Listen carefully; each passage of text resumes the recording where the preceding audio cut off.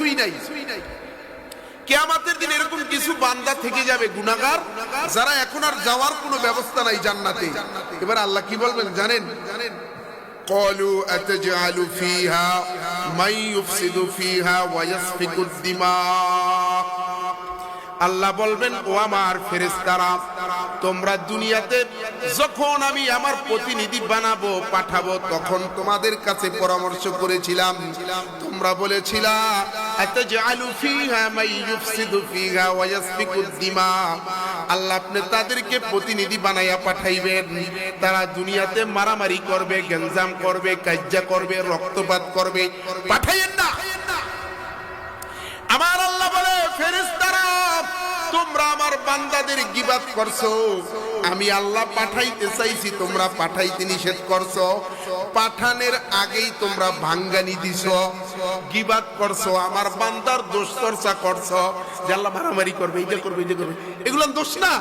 বলে আমার বান্দার দোষ কইয়া তোমরা গীবাত করছো। এইবার তোমাদের নিয়ম হলো, হাদিসের নিয়ম হলো, হাদিসের ভিতর আসছে আল্লাহর নবী বলেছেন, কেউ যদি তার অপর মুসলমান ভাইয়ের গীবাত করে, তাহলে তার আমল, তার নেক আমল যার গীবাত করা হয় তার খাতায় চলে যায়, তার আমল নামায় চলে যায়। বুঝছেন? আপনি যার কি করছেন, গীবাত করছেন, আপনার নেক আমল সব কি যাইবে, তার আমল নামায় ট্রান্সফার হয়ে যাইবে। এবার আমার আল্লাহ বলেন, ফেরেশতারা তোমরা যেহেতু আমার বান্দাদের গীবাত করেছো, এজন্য তোমাদের আমল হাজার হাজার কোটি কোটি বছরের আমল আমি আল্লাহ আমার বান্দাদের আমল নামায় ট্রান্সফার করে দিলাম। সুবহানাল্লাহ, জোরে জোরে আল্লাহু আকবার। দেখেন আমার আল্লাহ কিয়ামতের ময়দানে যখন বান্দার জান্নাতে যাওয়ার আর কোনো উপায় থাকবে না, আমার আল্লাহ বলবে, ফেরেশতারা তোরা আমার বান্দা বান্দির গীবাত করছস, এইবার তোদের আমল নিয়ম অনুযায়ী আমার বান্দা বান্দির আমল নামায় চলে যাবে। কোটি কোটি বছরের আমল দুনিয়ার বান্দা বান্দি গুনাহগার যারা কিয়ামতের ময়দানে থাকবে, তাদের আমল নামায় দিয়া তাদেরকে নেককার বানাইয়া আল্লাহ জান্নাতে দিয়া দেবেন। জোরে বলেন সুবহানাল্লাহ।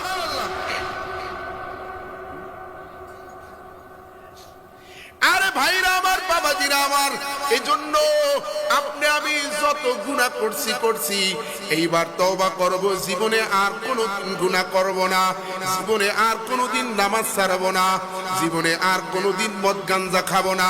যুবক ভাই তওবা করে নাও, জীবনে কোনোদিন আর ফেসবুকে পরনারীর ছবি দেখবা না, ফেসবুকে উলঙ্গ ছবি দেখবা না, পরকিয়া করবা না, ফেসবুকে উলঙ্গ অবস্থায় নির্লজ্জ বেহায়ার মতন টিকটক করবা না। আমার আজকে অনেক মা বোনেরা টিকটক করে, অনেক ভদ্র ফ্যামিলির মেয়েরাও টিকটক করে, অনেক হাজী সাহেবের মেয়েরাও টিকটক করে, আছে না নাই? হাজী সাহেব বাইতুল্লাহ যায়া কাবাঘর ধরিয়া বলতে আছে লাব্বাইক আল্লাহুম্মা লাব্বাইক। আমার আল্লাহ বলে লা লাব্বাইক লা লাব্বাইক।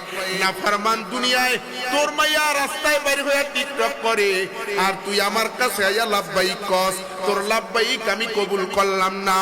এজন্য ভাইরা আমার, বাবাজিরা আমার, পর্দার আড়ালের মা বোনেরা গো, তোমার আমার চেহারা, ও মা বোনেরা, তোমার চেহারাটা খুব দামি চেহারা, তোমার শরীরটা খুব দামি, এইটা তোমার স্বামীর জন্য আমানত।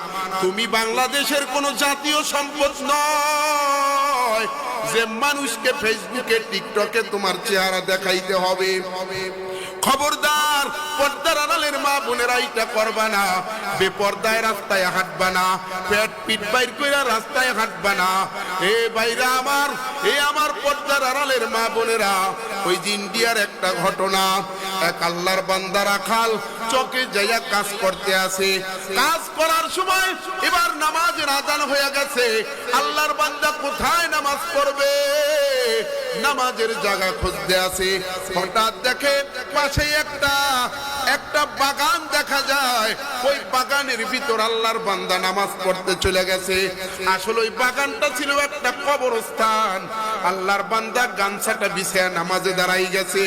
এমন অনেক যুবক, এমন অনেক মুরব্বী বাবাজিদেরকে আমার বয়সে দেখেছি যারা মাজায় গামছা বান্ধা ছিল, কোমরে গামছা বান্ধা ছিল, কাঁধে গামছা ছিল, নামাজের টাইমে যেখানেই সময় পাইতো নামাজে দাঁড়াই যাইত।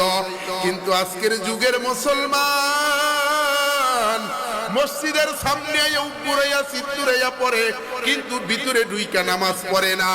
এবার আল্লাহর বান্দা ওই রাখাল নামাজে দাঁড়াইয়া গেছে, কিন্তু পাশেই যে কবর এইটা আল্লাহর বান্দা জানে না। আল্লাহর বান্দা নামাজে দাঁড়াইছে, রুকুতে চলে গেছে, সুবহান রাব্বিয়াল আযীম বলতে আছে। এমন মুহূর্তে সে তার কানে শুনতে পায় কে জানো বলতে আছে, মহিলা কণ্ঠ, কবরে আমি জীবিত, আমাকে কবর থেকে উঠাইয়া লও। এইবার আল্লাহ বান্দা ভয় পেয়ে গেছে, এইবার সিজদায় চলে গেছে। সিজদায় যাইও যখন তিনি সিজদার তাসবিহ পড়তে আছে, তখনও শুনতে আছে কে যেন বলতে আছে, কবরে আমি জীবিত আছি, আমাকে এখান থেকে উঠাইয়া নাও। এবার আল্লাহর বান্দা নামাজ শেষ কইরা সালাম ফিরাইয়া দৌড়াইয়া মহল্লায় চলে গেছে।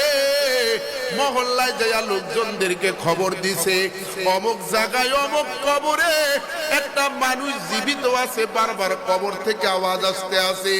খবর পাইয়া এলাকার মানুষ সবাই সুইটা কবরস্থানে আচ্ছা রয়েছে, সমস্ত এলাকায় খবর চলে গেছে এই বাড়িতে কবর থেকে জীবিত একটা মেয়ে লোক উঠে আসছে।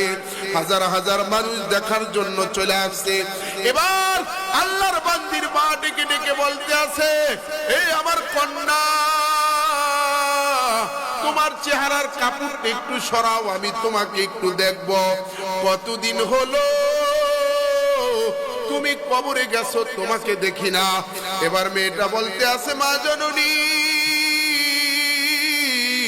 তুমি আমার চেহারা দেখলে সহ্য করতে পারবা না, আমার চেহারা ঢাকা আছে, ঢাকাই থাক। বলে না মা, তোর চেহারাটা একটু দেখা। আল্লাহর বান্দি যখন মাথার থেকে কাপড়টা সরাইল, এইবার দেখা গেল মাথার খিলুটা সুইটা নিচে পড়ে রইছে, আর চেহারার মধ্যে কোনো মাংস নাই, মুখটা ঝুইলা নিচে পড়ে রইছে।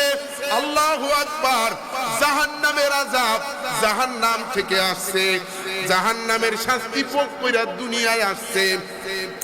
এইবার আমার ঘরের মা বোনেরা লক্ষ্য কইরা শোনো, তোমার আমার শরীরটা তোমার আমার স্বামীর জন্য আমানত। এই মা বোনেরা, এইটা পরপুরুষকে দেখানো যাবে না, টিকটক করা যাবে না, বেপরদায় চলা যাবে না।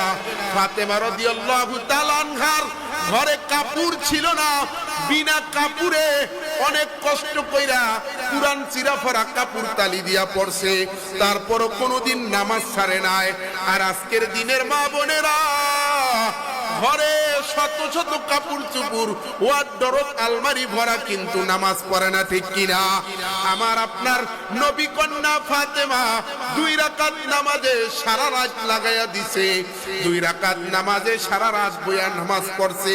এইবার ফজরের আজান হইয়া গেছে, এইবার অভিযোগের সুরে বলতেছে, ও আমার মালিক, তোমার রাত এত ছোট যে আমি ফাতেমা 2 রাকাত নামাজ শেষ করতে করতেই রাত শেষ হয়ে গেছে।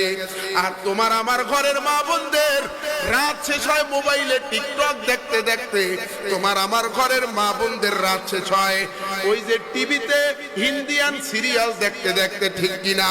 যুবকদের রাত শেষ হয় মোবাইলে ফেসবুক চালাইতে চালাইতে।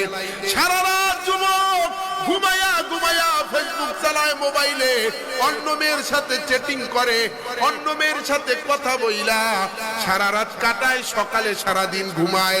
যেই বয়সে যুবকের চেহারা থাকবে আপেলের মতন টকবক, সেই বয়সে চেহারা ভাইঙ্গা দাদার মতন ভিতরে ঢুকে গেছে, ঠিক কিনা?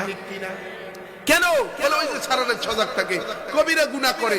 এই জন্য যুবক যেই বয়সে 40 বছর পর্যন্ত প্রত্যেকটা যুবকের চেহারার মধ্যে নূর থাকবে, চেহারা উজ্জ্বল থাকবে, ভরা থাকবে। কিন্তু এখন 20 বছরের পোলাই দেখা যায় দাদার মতন বুড়ো হয়ে গেছে। কেন?